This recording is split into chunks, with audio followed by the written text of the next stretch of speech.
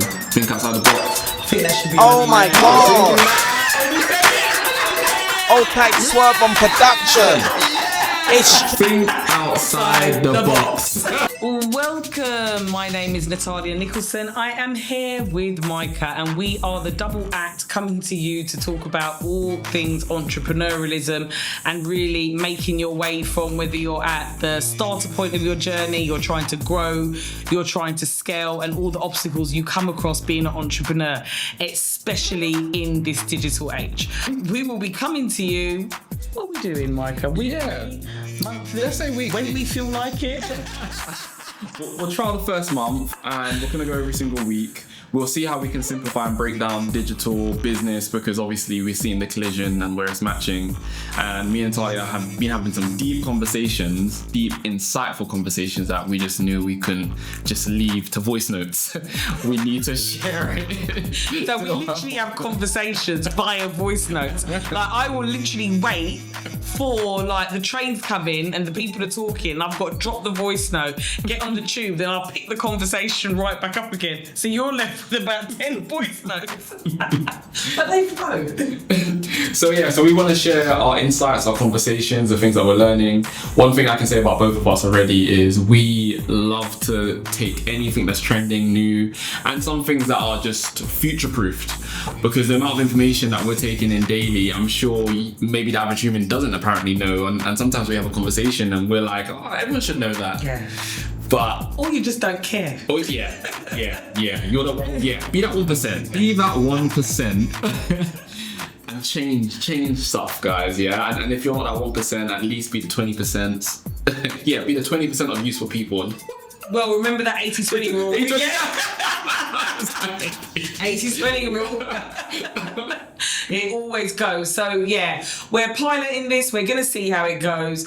But we are coming to you with just real conversations about stumbling blocks, about business, entrepreneurialism, the internet, social media, what's trending, what's new, what's not, what's fake, what's real. And just having a place where we can have a voice without getting cancelled. So this is going to be slightly unfiltered, because I've decided to show up being a bit unapologetic, because nowadays I'm just bored and tired of the crap that I hear. It's just constant crap in my ears, if you want me to be honest with you, and I kind of want to address a few things, and there's a lot of things. Actually, interesting one to start off with. Let's go. Interesting one to start off with. I was looking at the education system the other day, and the education system actually started with sending factory workers to school to train them so they could go into the factory. And that's actually how our education system was founded on. So I feel like you've got to unlearn a lot of things to get ahead. All the things you keep being told to do to help you to get to 7 figures, be successful, have a legacy business.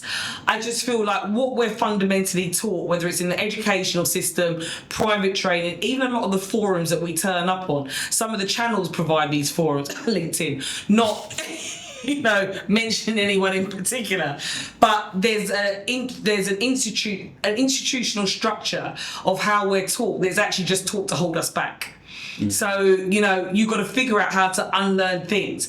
And sometimes when you think about it, it just starts to get really a bit depressing, if that makes any sense. And then you don't know where to start. You don't know what's real. You don't know, who should you trust? Who should you believe? So I think that's where I want to start off, because this space, Michael, I feel like what we're doing is just creating a space of having honest, real conversations that are actually helpful. And I always say to anybody, if you are hearing what we're saying and you feel like, you know what, these guys have got a point, I'm liking this and I'm feeling this, you've got to go and do your own research. You can't rely on me, Micah, anybody else in this world, a church, a politician, a teacher, to tell you how something goes. And the one thing I would say about the internet is you've got information at your fingertips. So if you believe in something, you've got to go and get it verified. But I definitely feel like you've got to unlearn a lot of things to get I 100% agree. And because we've become routine workers, and in fact with this digital AI, if you look at the systems, we're being put out of routine work, because if you think like a routine worker, how can you conceptualize and create? In fact, I feel like we're going to a time where imagination was the core principle for businesses and everything that existed. Yeah. There was remember there was horses that were taken out of work, and now we're becoming the horses. So now it's a time where you can't think in routine, and even when you're learning and following things, you can't follow it systematically, because if you're trapped into that routine and that system, however would you break free? How can you create any wealth? How can you create connections? How can you create community? It's a lonely path. And following a routine may seem like, there's other people following you in that journey, but in reality, you're not really living. And you know what? In fact, I feel like we should talk about where our perspectives are coming from, because I feel like that would really help. Yeah, it will help train the audience of actually who we are. So, okay, I might as well start. So I go under now the digital brand architect. What that means is when creative direction meets, I would say digital marketing. When those two kind of concepts meet, I'm coming directly from the film and TV background, so all about storytelling, getting deep into narratives. And I've been in between this storytelling narrative and the tech space when I've been in the film and TV industry. And so my perspective on stuff is I didn't realise until actually meeting Natalia that all the things I've been learning, and in fact I felt like a cog, I felt like a piece of the machine, and all the things that I've been learning and doing have been a part of this bigger distribution. And it took me to kind of step back and look and be like, okay, we're using the same methods that we've been using for years and years, and it hasn't changed, but I just needed to be conscious that now with these film skills, why don't we transfer over into digital space and start marketing, using emotional marketing, using storytelling, using branding, because all those things translate. And I still feel like how I'm speaking about it is still quite high level, which I'm trying to break down and simplify, and it's partly because Natalia's here, so I will break it down as much as possible. But yeah, just see it like film and TV has opened up my eyes to how you can live your life differently, how you can be a better person, how you can make wealth, money, and market yourself and market your business. It's all the same principles. That's the simplified version. But Natalia, maybe you can break down your massive genius mind in different doses. Where we start. If I can do it, anyone can do it. So I don't think you need a genius mind. But for those of you that don't know me, my name is Natalia Nicholson. I run a community called Women in Digital Business. And essentially, I'm a digital marketing consultant and coach. I teach women, mainly black women, how to build out funnels, how to build out a user journey. I train within my field as well, but there's just so many different facets to it. So even just to try and say, like, what do you do in one line? I find it really difficult. So I'm going to try my best to break it down. I'm going to try my best. So essentially, when you are trying to market a product, service, your job is to promote it. And by promoting it, people buy it. You make money, you make profit, and that's how you build a business. Each business has got 5 disciplines to it. You've got marketing, operations and logistics. You've got finance, you've got IT, and you've got human resources, the department that looks after people. So essentially, what I do is I work in marketing, but digital marketing, because the world has changed in terms of how we do things. There are generations that can't quite conceptualize that change, but once upon a time, like when I was 17, there was no such thing as the smartphone. Okay, the mobile phone had just entered into the market, and you could call people and you could send texts. Like on the buttons, you probably can't even see it now. It's got ABC on it. You have to go round to the ABC, stop at the letter that you want, move on to the next, and that's how you would write a message. So the world was involved in terms of digitalisation. You used to advertise on TV. Think to what Micah does. Production's changed so much. The big boys, if they wanted to get their audience, they would advertise on a family show and know that my target audience is going to be there. But your target audience are family people. Like, what does that even mean now? We've got blended families. We've got single families. We've got same-sex families. We've got so many different types of families. Back then, you were just amalgamating absolutely everyone. So marketing was very one-dimensional, and it wasn't done through digital channels. Then we saw the rise of Facebook come, and we had a rise of wealth, huge rise of wealth, because small businesses now could find their audience and really drill down and target. If they wanted to find someone that needed double glazing windows, does that make any sense? There were billions of pounds and dollars to advertise when they might target a particular area that's only got single glazing, if that makes any sense, that might be making queries to double glazing firms. but the algorithms, the technology would pick that data up and be able to show the ad to the right person. Then we saw all the big boys leave what was called traditional marketing and come into the digital space because they're like, hey, if we don't have to pay millions of pounds and dollars to advertise when these family shows are on, because this is when the masses are watching TV, and actually we can segment our audience down and say, we want to target teenagers, we want to target the working class, we want to target those who've got children, they're in a family and have got a disposable income based on their postcode, based on their IP address.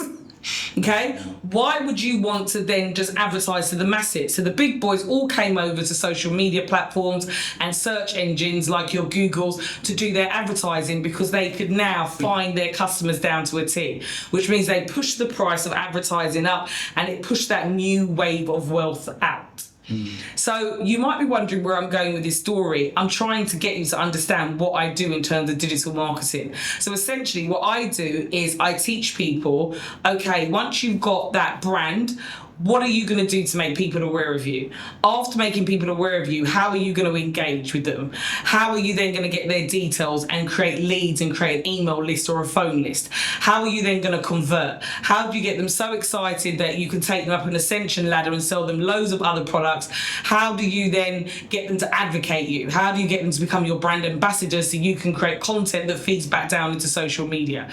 So when people say digital marketing, there's not just one element of it. It isn't a case of search. It isn't a case of digital advertising, Facebook, TikTok, Instagram. It isn't a case of video marketing. It isn't a case of I want a podcast, YouTube. It's about creating a strategic journey that you make yourself visible online to the people that are looking for you or might need you. And by doing that, that's how you then go back to the true definition of marketing, of how you promote yourself to sell services. So how did I do that was top notch. That was a whole narrative story. Just what I'm saying, a creative director. Like honestly, I've said, it's funny because Natalia doesn't normally understand what happens before the process of when we distribute out films and everything, right?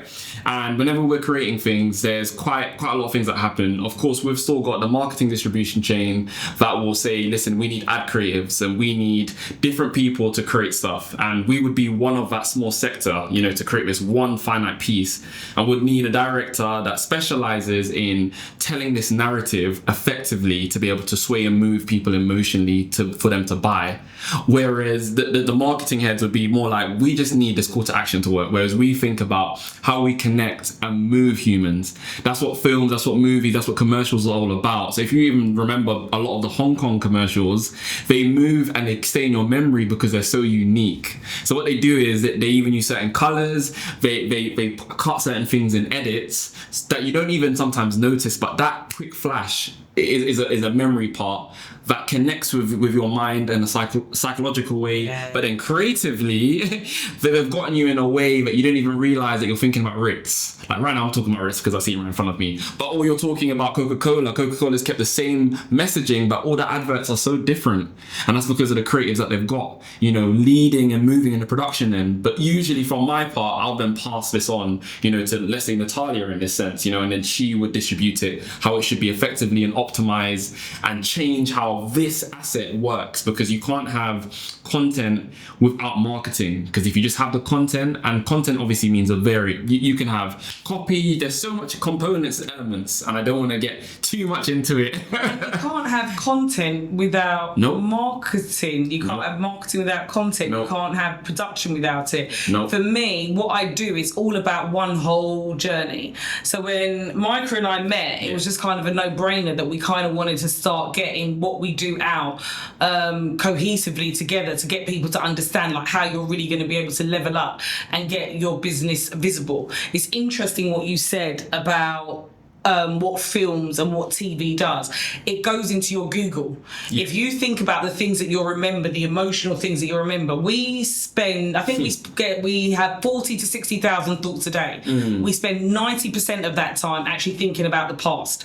That past is your Google touching on things that have left some type of imprint on you. And unfortunately, most of the imprints that have been left on the average person are negative ones.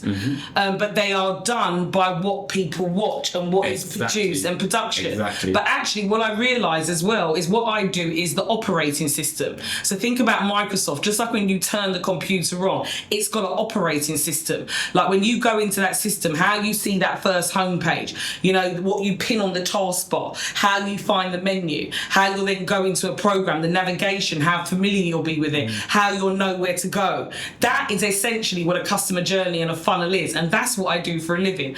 I help people build funnels. But the magic between Micah and I is bringing the imagination and the Google into it and being able to bring it to life. And then with the use of AI... Sorted. Of course, I've sorted. And AI is now making it smaller for teams and for smaller businesses to thrive. So I think it's a good thing. So you're hearing a perspective from, I guess, at the big end, people would say kind of like operation and a creative. But once it combines, the magic happens. It's magical. It's magical because a lot of marketing now is very emotional. People are watching people every single day. That's the new kind of thing that people just enjoy now. Okay, so you know I'm really off the cusp. Go on. You know I am. Go on. Can I throw something in it? Throw it in, go on. But I don't understand why so many organisations in the UK don't understand this. Agencies turning over huge sums of money.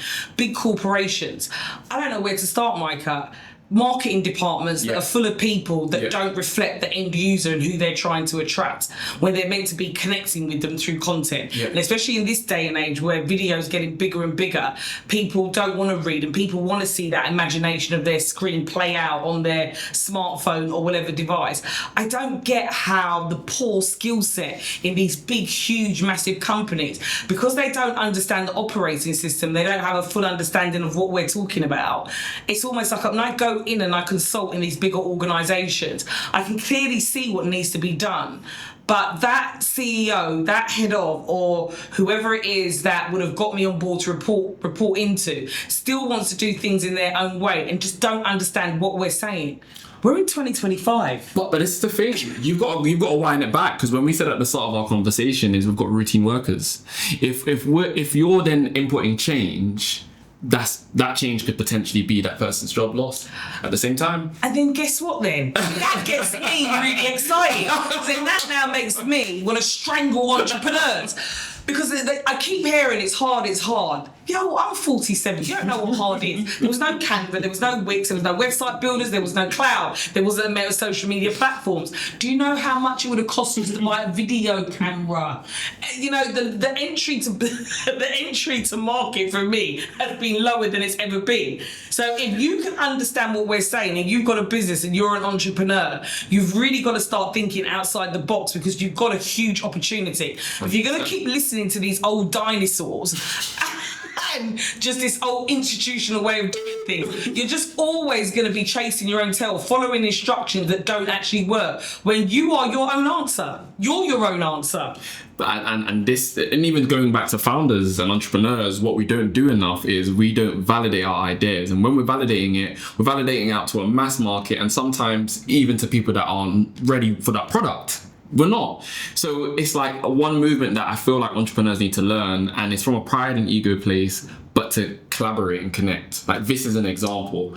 But we're coming from completely different entrepreneurial spaces, and we could decide, oh my gosh, let's create wealth by ourselves. Let's go through this hustle and bustle. But actually, if you're collaborating and finding partnerships, look what T-Mobile's doing. Look what T-Mobile connected with Orange, you know? And then you had BT coming to the mix. Big companies and corporations are connecting in order to thrive and grow.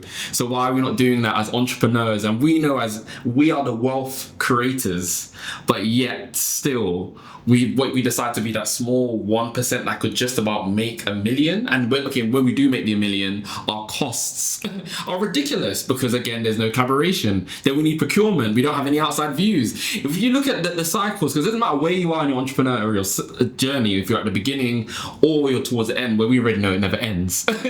But really, if we're going to do it by ourselves, how is it ever going to be growth? Because we're doing the same thing as the dinosaurs. We're saying let's keep our positioning, but actually there needs to be a mindset shift with collaboration, and we need to come with a mindset shift that our idea isn't the only idea.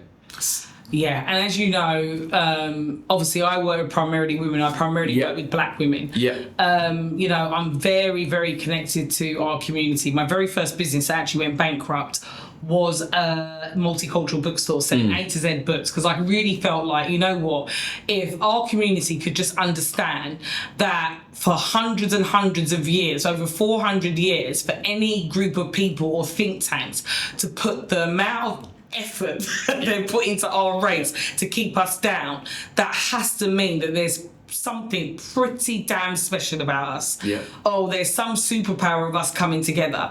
And, you know, history, and, you know, when we look at the Atlantic slave trade, abolition of slavery, flooding the streets with drugs, guns, low unemployment, there's been so many things that have been thrown at our race. When you really think about it, actually, it's been intentional, and it's been done through, I nearly forgot what I was saying, by the way. It's been done through divide and conquer. That is how the British Empire, the European Empire, conquered most of this world. Divide and conquer. And I feel like it has brought about this crab in the barrel mentality.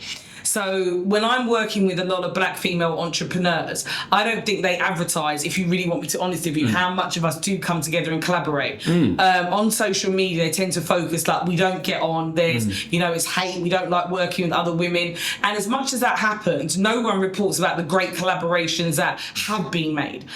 She did that. It's a documentary that just alone shows how some really big, massive American black businesswomen and content creators that came together and created that documentary and used one another to actually build their following and their exposure up online. It happens all around us. However, I do have to say there's a lot of calls sometimes that I have where we're discovering partnerships and it's very one-sided. So someone has, their mentality is, I'm going to get seen by having partnerships, and you're not thinking about the other party. A partnership means there has to be a fair mutual agreement that benefits both parties. It can't just benefit one. And I think where there's that desperation sometimes, I think money plays a big part in it, Micah. Let's talk about money. Let's talk about money, because people need to pay their bills. So they're thinking, if I do this partnership, he or she's got X amount of a mailing list, if I can get my message out on there, surely that's how people will hear about me. Not thinking about, well, what would that person need? How can we benefit each other? And that's one of the problems with partnerships in our community. People aren't really thinking, how do we work together for the greater good and to be able to build on something? Because everything kind of comes back to the here and now of, I need more money, I need to pay bills, I need to be in this situation. Yeah, and let's be real. When it comes to money, it's not going to necessarily solve more things, because the reality is, the more money we have, the more problems. You hear it in every single track, because the more money you're collating, especially individually, how do you distribute it effectively? How do you make it work? This is what I was speaking about, particularly procurement. When I'm saying procurement, I'm saying, how do we start to lessen our costs and be more effective and efficient with what we have, so we have more? No one's even talking about the taxes that you're going to reach once you get to the million point. No one's talking about that enough. The taxes, the transaction fees, your cards, your staff fees, your software fees. And if you've got kids, let's not talk about let's talk about family. Oh gosh, that's the whole thing. But within business, I always say that stop arguing over nothing when you haven't made any money. There's no point arguing about splits and what money and how it's going to go when you're not making absolutely anything. And I think the one thing that does frustrate me, and I think it goes back to my earlier days of why I created Passionate in the bookstore and why I'm so connected to our community, is that it's a movement for me. If we could just get people to understand that if we started trading with one another, we wouldn't have to trade with anybody else. No. Who's the majority in this world globally? No. And I'm just going to drop the mic there. I don't know. I have to get some horns in there. It's funny that you say about the majority, but it's also quite sad that although we're the majority, there's not enough of us. There's really not enough of us out there. There's not enough of us sharing, I guess, I think it's collaboration is more the problem. I don't even think it's the sharing, because now we're at a stage where the internet, everyone has access to the internet, and now we're using our search engines. Let's talk about tech in that same breath. Everyone's now at a point where we don't even need to Google search, and even when we Google search, we have an AI assistant that can help you. That can help you. It pinpoints everything. Even the way Gemini has grown in such a way that now, if you want to really be a part of the search engine optimization, if you really want to, when I say SEO, guys, I mean if you want to pop up in the Google search, if you want to pop up in that Google search, I'm just saying it again. Now we're at a point where you can't have rubbish or crap. You need to know all your stuff. You need to be proper, because AI is gonna find you, and if it can't find you, that means you're not proper. We're even at a point where social media and Instagram is now picking up your data, and you can be a part of the Google search. What? Yeah. What? And I don't think we realise how far branding has evolved. By the way, no, it's gone past having a website, a logo. One thing, Micah, that I think is unforgivable is when I see a Yahoo, Gmail, Hotmail email address and you're running a business. Please don't stop. Just stop. No, but that's a whole conversation about the basics of when you're starting up. Because do you know, I actually don't think there's enough information about how to do it in the UK. But that's what goes back to my point about institutional learning. Fair. Because the information that a lot of people are grabbing to say how they should start a business and what it should look like is lies. I'm just going to point blank period. It's not true. For you to have a brand nowadays, okay, so you're going to have a website. Your website's got to be really well optimized. It better have technical SEO so the bots and spiders for indexing the search engine can read. Because what they see on the front end, what we see, on the front end that's really nice, is not what they see on the back end. They just see code. So your coding better be up to scratch. Okay? You better have great copy with keywords on it. Great design, responsive, load time being great. That's just your website, and your website should be quite visual. It's an overlook of your feel and your brand. So you've got to have a website, you've got to have your domain name, you've got to have social media accounts. Your social media has to have the right look and feel. You can't just be posting inspirational posts anymore 3 to 5 times a week. Okay, people are looking for carousels, they're looking for IG live, they're looking for you to have a page full of really nicely designed grid. Okay, they're looking for video content. They're looking for followers. They're looking for engagement. So this is just your start-up point of branding. So this is the level that we've moved to in a really quick period. Like, I don't think people understand from 2017 till now, the advancements have been huge. So your brand just isn't something simple anymore. You've got to do all of that, and at this point, you ain't even got no leads. Forget customers. You ain't even got no. You've got no real views or impressions. So this is just your starting point. And I feel like this is the information that's not out there. So when I see, Micah, when I see these fake coaches out there telling people that just follow my framework, you can make this in X amount of time, it's just getting people to be in a fool's paradise. You've got to have proof of work. 100%. So startups are just not even startups, startup and scale-ups. Because remember, there's a lot of successful businesses that, because of the digital world innovation, they haven't moved with the times, and they're slowly declining because they need to take a look at their business and come into the digital age. But the branding piece alone is not simple. What has become more simplistic, why I say there's lower entry into market, is you can do all this stuff yourself. Okay, when I first entered into this market back in 2003, you would have to get a specialist, like a coder, someone really techie, to be able to do the things that you want to do. Now, because of the use of software, you can do it all, but it is going to mean that you're going to have to think about things, be a lot more strategic, and you're going to have to learn systems. But these systems are all systems that you're used to in terms of user experience. If you can use your smartphone, Google Docs or Word, you can figure out how to knock up a website yourself, how to do social media yourself. But it's time consuming, and it still takes a level of thinking, because if you're just going to keep churning content out, content doesn't connect. And that is the misconception, I feel like, between what you do and what I do. A lot of people don't understand we should be working cohesively, not apart. That's how you'll get to where you're going quicker. So you have got a big opportunity ahead of you. But like I said, proof of work. And everybody wants to be an expert in 2 minutes. Like, what is that? No matter what you do in this world, it will take you on average to be an expert about 5 to 7 years, in some cases 9. So whether you want to be a social worker, a lawyer, a surgeon, a politician, you are still going to have to train. You're still going to have work experience. You're still going to have to make mistakes.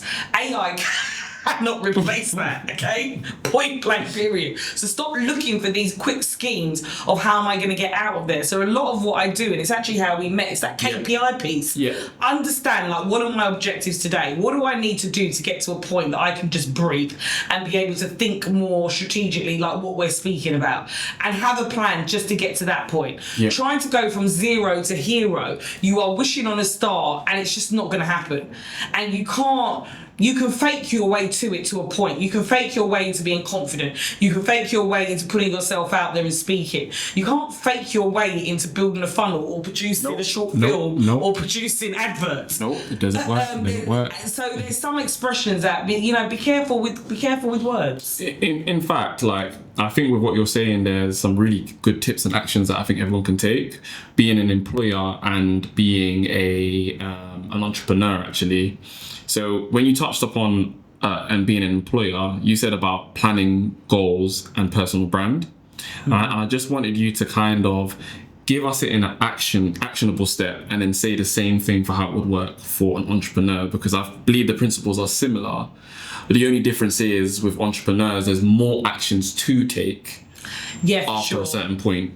Sure. And again, I stand by what I said. A lot of organisations still don't do it properly. So within an organisation, you know, they've got a brand. That brand would have either been done by the marketing manager or director, or actually they would have got a branding agency in to do it. Okay, so they would have formulated like a brand kit. They would understand like what they stand for, what's their bigger message, you know, and just... I'm going to use this as an example. As entrepreneurs, some of you, not all of us, think big, because that's what makes us entrepreneurs.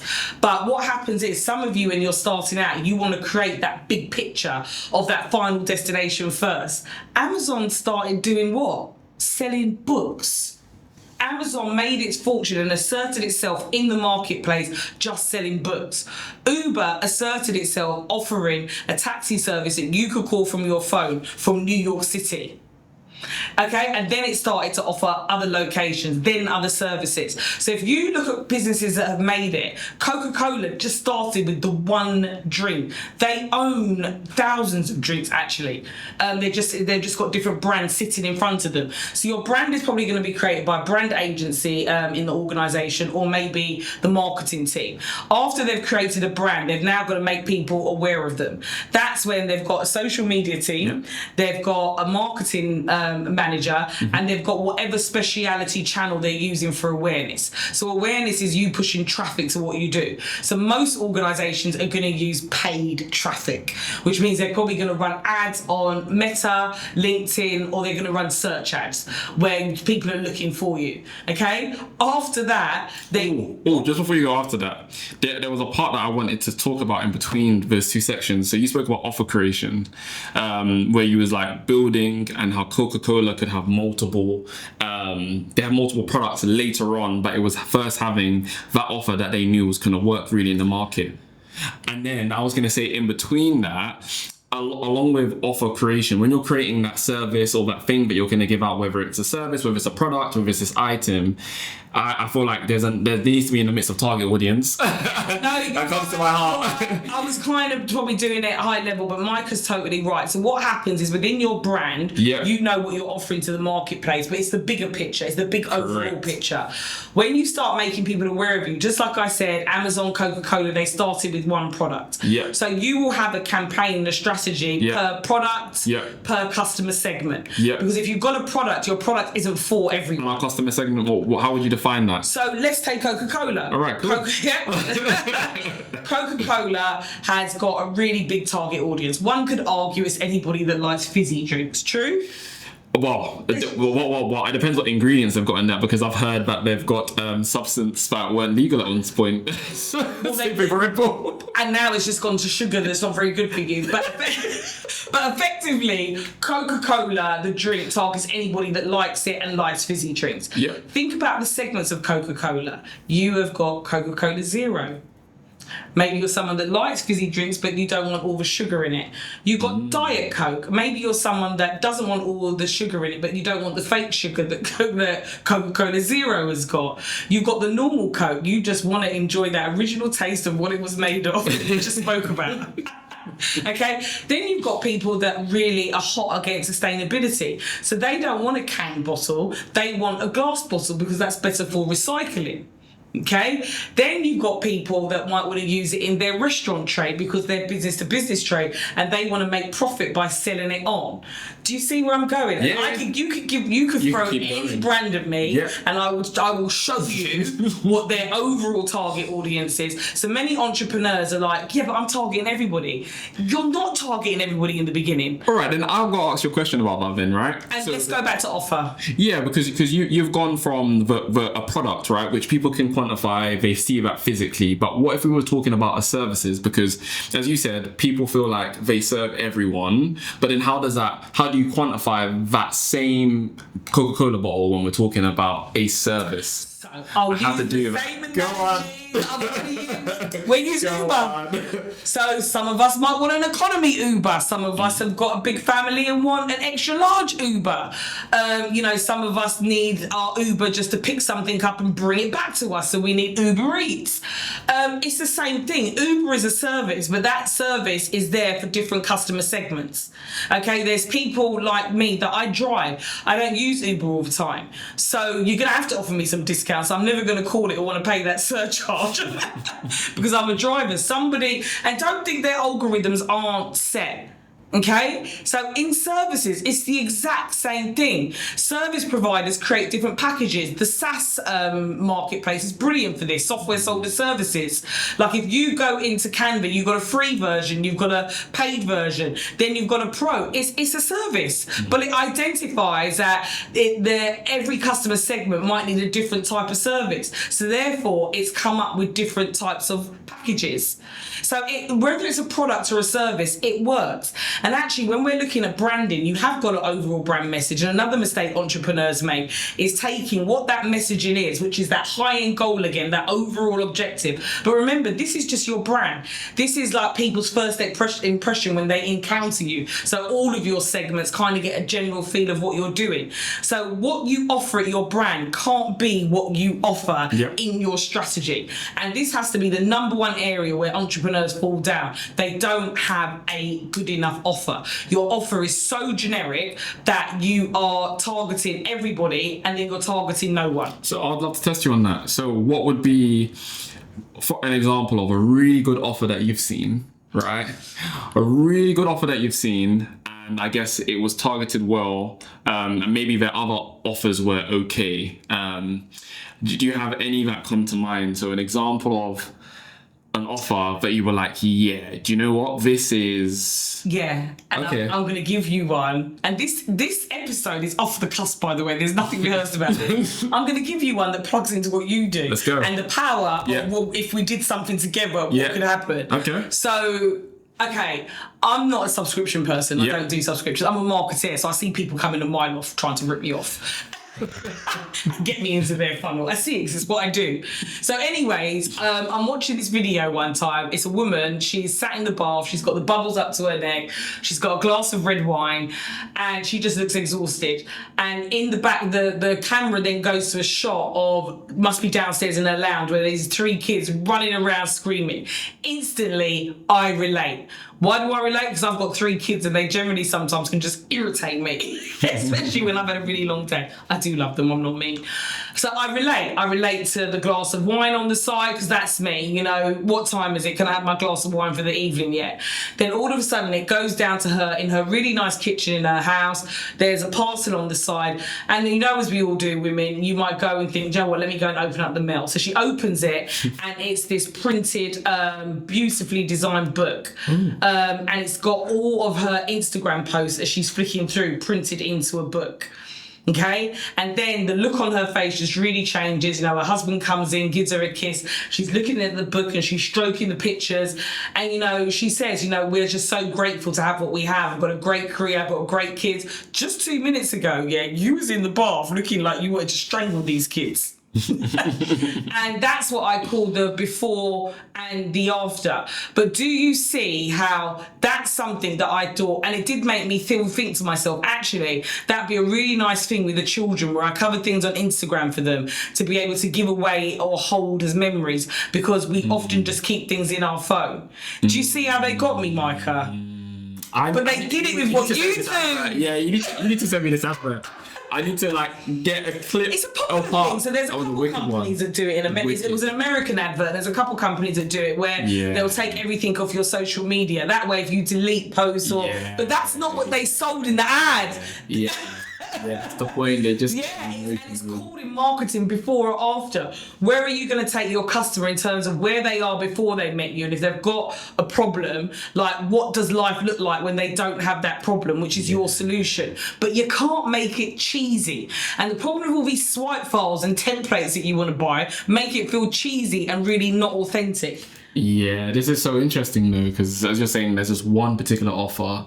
It's just the way it's being presented, and they knew who they were targeting. One particular offer to one particular customer segment. Yeah. And I don't know if that makes any sense. Once you've identified, that advert was aimed at career women, business women, entrepreneurial women that have a family, that have memories. Do you see what I mean? That playbook could have been for all different types of people, if that makes any sense. And the marketing behind it, the campaign should be different for every single segment.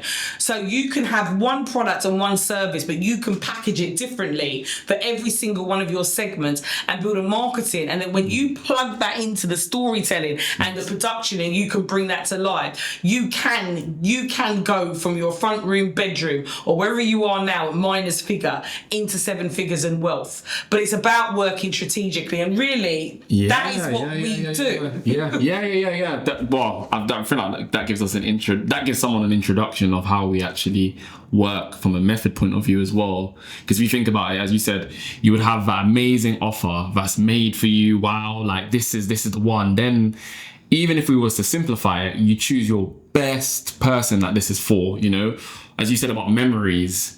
When we have that one person that resonates with that enough, that person's gonna buy. They're gonna get that. But all you need to do is emotionally sway them, and what better than visually seeing them, going through the experiences that everyday humans do. And that's one thing that I see as creatives, is that we analyze humans every day. We live in our bubble so much that we understand ourselves, we understand the things that we like in such depth that when we're executing, we're able to make the other person see. Even when I'm deciding to direct a piece, so even right now, I'm working on directing a piece for a kidney donor, which is an amazing story. Already, the first plot that I'm getting to get everyone in is I'm using the same thing news reporters use. I'm going straight into the negatives. I'm going straight into hearing the donor stories. I'm going straight into tears. I'm going in the first act. Because people respond to negativity better than they do. Do you know what? That's really interesting, because in my field, that's called the ideation. So when you're building out a prototype, whether it's a service or a product, so this is Samsung, Apple, BT, Microsoft, all your big boys use the ideation framework, if you want to be honest with you. And in ideation, the most time you spend in the ideation process is the problem. Yeah, it's interesting. Yeah, because we're using the same format. And when you think about it, it's the same thing. The previous CEO of Netflix got Netflix to where it was because he hired a whole team. And I think it was something for 2 years. Don't quote me on the time, but it was a really long period of time. Yeah.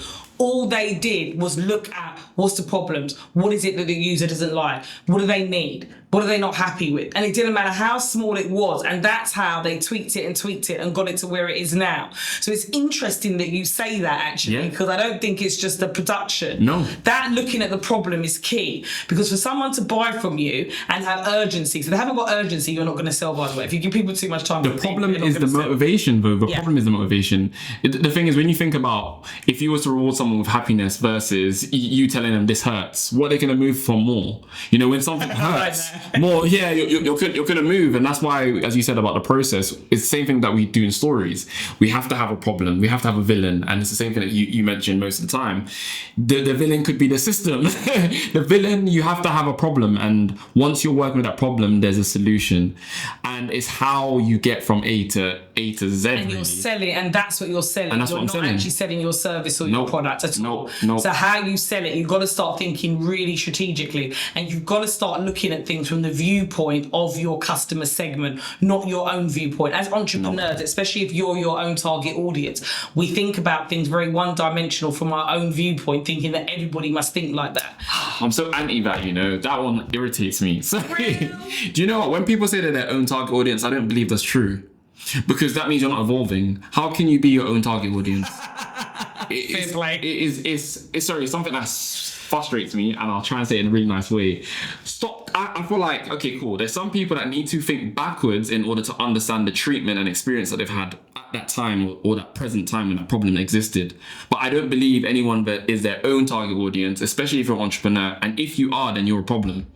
You're a problem. You can't be your own target audience. It's a fundamental problem, and I know I got stuck. That's there. that's the biggest fault. A number of customer avatars, and one of them was based on myself. And funny that you say that. That was the one that I struggled with the most. Of course. But then within my field, I started using data, because data will tell you who's attracted to you. But I would actually agree with you on that. Of course. When I'll put my hands up to that one. Of course, because when we're looking into stuff and we're looking into ourselves, how can we really define the best solution when we're on our self journey, we're on our personal journey, and we haven't figured it out? We're then saying that we have the solution for a problem that will constantly kind of keep reoccurring and change throughout our lifetime. And I think as well, when I plug that into the sales process, I work with a lot of entrepreneurs that are really frightened of sales. And what I'm starting to realise, actually, Micah, that ties into exactly what you said, and I'll tell you why. Some people say they're an expert and they're using lines and words that they don't necessarily believe themselves.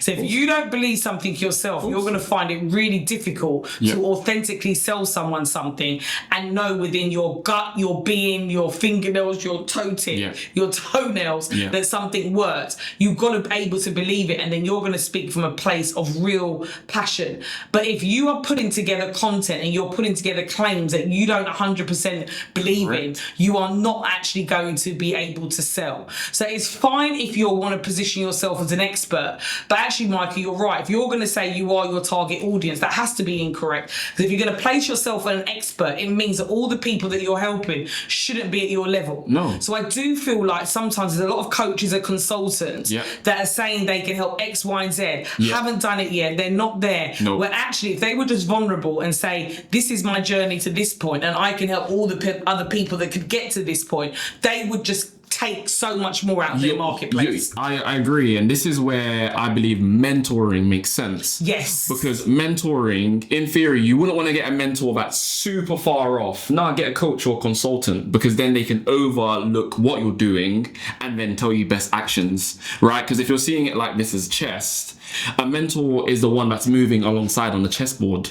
So that means they can understand where you're coming from. It's relational. But when we're talking about consultants and advisors, they're seeing the whole chessboard.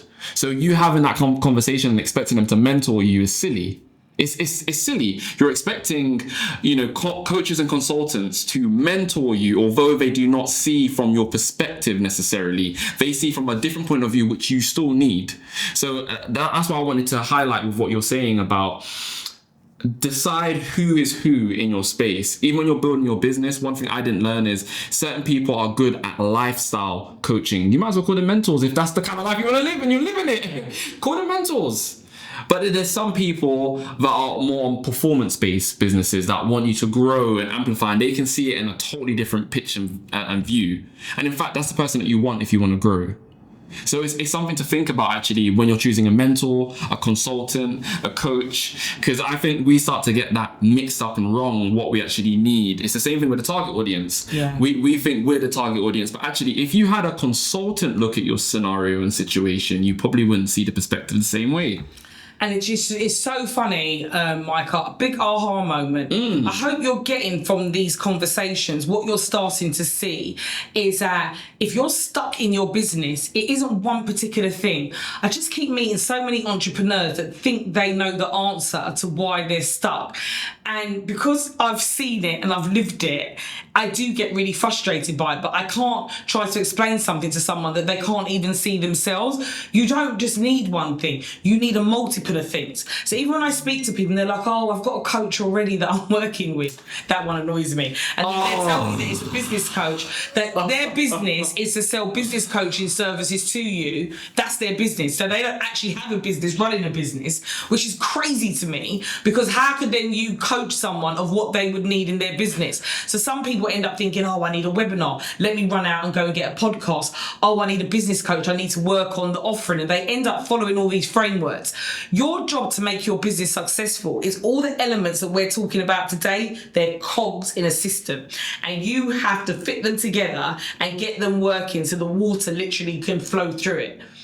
And to do that, you're going to need a multiple of skills. You're going to need a multiple of knowledge. Some of it you might decide, you know what, that's not my area. I'm going to go and get someone else. Actually, I'm going to train myself around that. So if you are going to work with someone, it is mentoring, and it's also working at the whole picture. You know what? You've got to be able to map out your plan. If you've got a blueprint and an architecture plan, it's going to tell you where it is that you need the help in the work. It's just like building a house. Sorry, do you know what Go. Okay, so I'm Jamaican. A lot of people that build houses in Jamaica don't have an architectural plan or a blueprint. And you know, when you go to Jamaica, you'll see a whole load of unfinished buildings. This whole part. I can't believe I'm laughing so much. What's in the backyard? What's that meant to be? You'll see unfinished buildings, one lease up. Multi-purpose. And it's the same thing. And within our community, many of us go to build houses, not in Jamaica, across the Caribbean, across Africa. We go back to home countries, and especially the older generation, they just build something based on working with the builder. I watch coaches go to web designers thinking that they're going to solve the problem of using their website to monetize. To do anything, you're going to have that foundational plan of how do I move from where I am now to the next stage, and craft those stages out for you to get to the whole bigger overall picture that you've created, and take it one segment at a time. There has to be planning.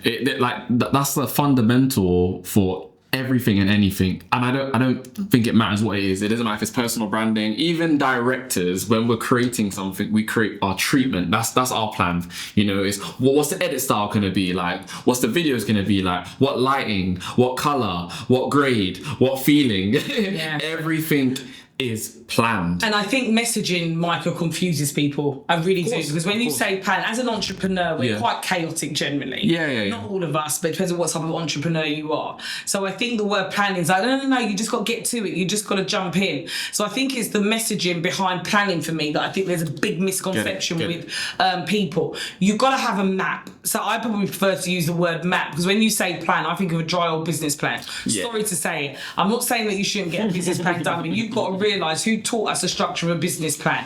It ain't anybody that had a business. It wasn't Andrew Carnegie. What's it called? I can never pronounce the word. I'm not trying to embarrass myself too, boy. It wasn't Napoleon Hill. You know what I mean? It doesn't make any sense. It wasn't anybody like that taught us about business planning. It's an institutional document that you generally use for funding, a bank loan, or for some official purpose. And sometimes I think, Micah, because we've been taught like that, like if you think about it, you apply for a job. There's a job application.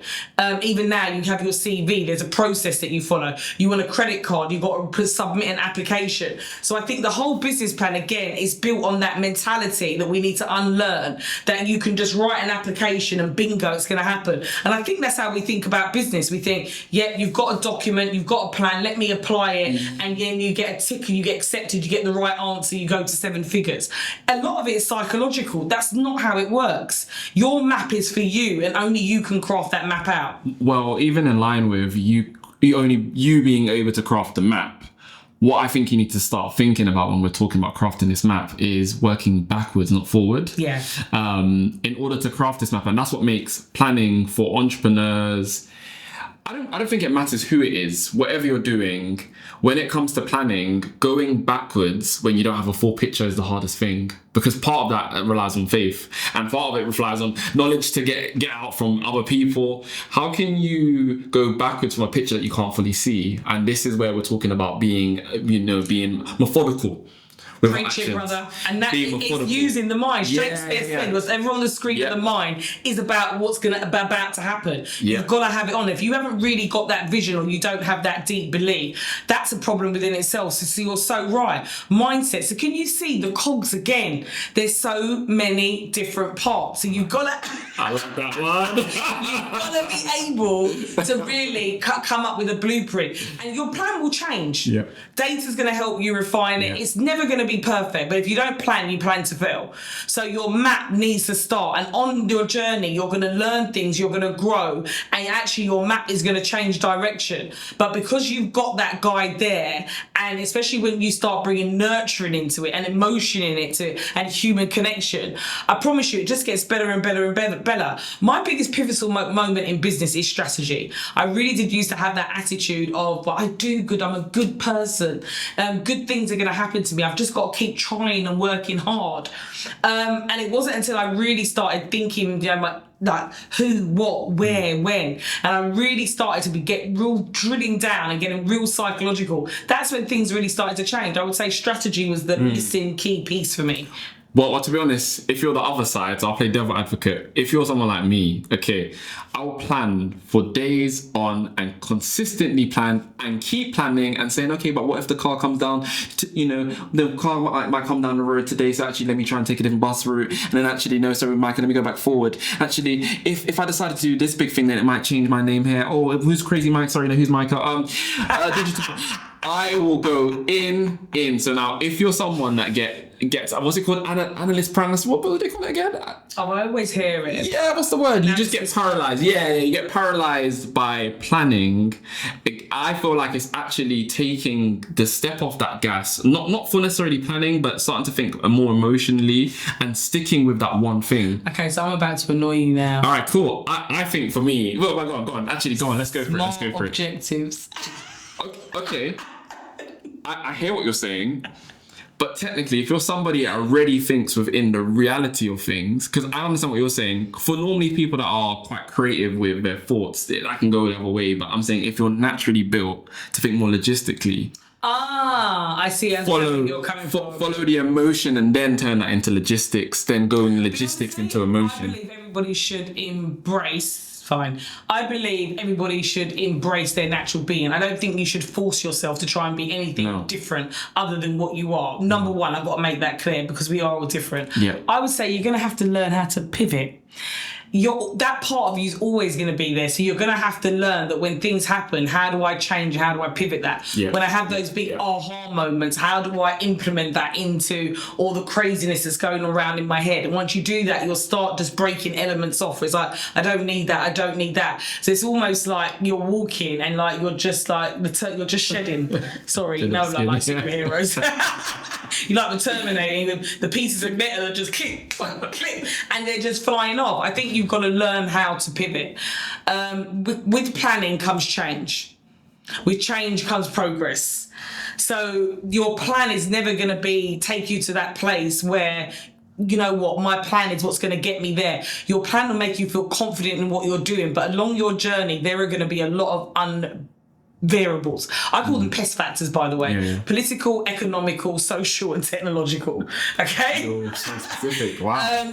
You're gonna have to. They're gonna come throwing at you. Some people say it's the devil. You know, everybody's got a different analogy for it. But things don't always go according to plan. But if you've got a guide, at least you know the road you was on took you to this point. You can take what you've learned from it and then make a really great decision on, okay, I'm gonna turn left here, rather than being that kind of bull in a china shop, which is what I actually used to be, where it's just like you have an idea and it's great and you've already just rolled out the whole business without doing any research, no planning, not being strategic, and I got stuck in that place for a really long time. You've got to embrace your true self, and that's another thing that upsets me about people that need help as entrepreneurs. They feel like they've got to change something within themselves. you've got to learn how to use your strengths to your advantage, not try and make your strengths your weaknesses, because you're not falling into line with some type of framework that someone gave you. And I think it's the reason why I don't like frameworks. When I work with people, there's a framework of a program that you do, but I actually have consultancy sessions. The amount of people that say to me, Nat, that is, why are you wasting your time doing that? Because I know that if I just gave you a program, it's not enough. And you know what? Coaches can do with coaches, consultants can do with consultants. I've got a coach. Coaches. Coaches. Seriously. I think it's. I don't think you're ever at any level where you can't receive that. It's the same thing for. Because that's what you were saying. Yeah. Exactly. That's what you were saying. Therapists needing therapy. It's the same cycle. And then if we're passing it forward, you start to create a line. And if you're doing it in our community, we've gone full circle to the beginning of this conversation. And if we're doing it with each other, we can start trading with one another. But there is that element of the crab in the barrel. Does that make any sense? Where we've got to start just thinking outside the box. Like, stop thinking like we've got to thinking how we've been taught. We've got to unlearn some stuff. And there's so much depth to that, to be honest. There's so much depth. And it's funny how we've had 2 cameras that's got fully in full memory. I think that's it, because we've got we've got some great content. So yeah. And just to close off, actually, because I'm just gonna recap everything that we've spoken about. It's funny how the 3 touch points that we've really gone into was when we were talking about who we're talking to and what we're offering. And then we've also spoken about how to kind of stay stable as an entrepreneur when you think about it. You know, how much we need to collaborate, how much help we should be providing and looking for. And that's those 3 parts really is the foundational and the base that will keep you growing and being sustainable. And I think about it, even when you're talking about operation systems and everything, fundamentally, if you have collaboration, you're gonna build those operation systems, you're gonna build those other parts that you're missing. So at base, I feel like with what we're talking about, if you don't have a team, if you don't have collaboration, it's hard. And it might not be able to give you the same result that you wanted. And if we're looking at marketing, when we're talking about marketing, we're just talking about thinking about the person that you're selling to. And when we're speaking about offer creation, we're saying, how does that produce a certain result? How is that unique in the marketplace? But again, we keep touching on there's 3 same things in different ways. And definitely. And I think I would love to see this session turn into is, everyone listening, you start turning up and saying, you know what, this is my point where I'm stuck. This is the problem that I'm having. Because sharing's caring, and I always say it means that with the experience between us and understanding how to really get a business up and running and get it through startup from growth to scale that you're going to get from even listening to us, there's just areas that we're stuck in. And it will be great to hear from you guys in the comments and talk about, I'm stuck here, or what about this? And then every week we can come out and really start to address those issues and address what you're saying to really help you along your journey, but just also share with the world that as an entrepreneur, you're not going mad, and regardless of what level you're at, 0 or minus money or on 7 figures, we've always got some blocking point. We always need perspective. I'd like to see this space get created and people turn up and show up and start asking questions. And, we're really there to be able to help entrepreneurs, because you can go crazy and it's a lonely journey.